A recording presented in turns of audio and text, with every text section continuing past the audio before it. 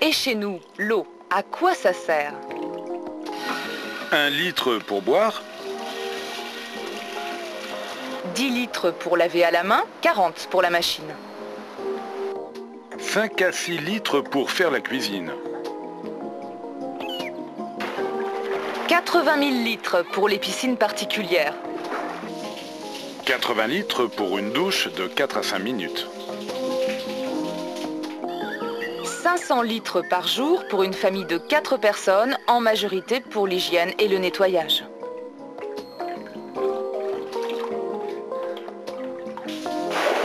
20 litres par mètre carré pour la pelouse, soit beaucoup plus que pour une douche. 200 litres pour un bon bain chaud. Et 10 litres pour la chasse d'eau.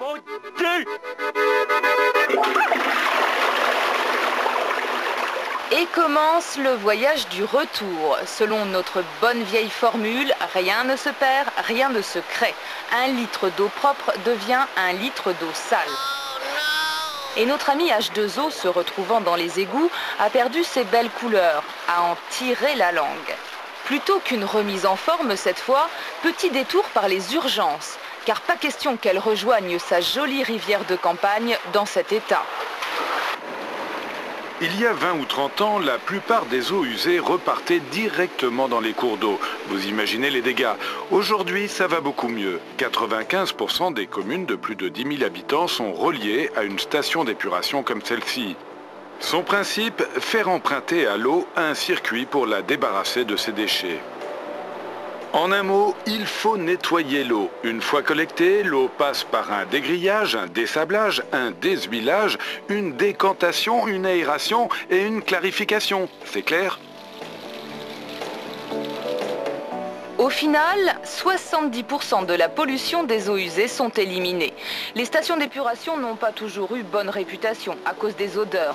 Mais ça va mieux car aujourd'hui, on piège et on élimine les odeurs dans des tours de lavage comme celle-ci. Notre petite molécule va passer les derniers tests avant d'être autorisée à rejoindre son milieu naturel.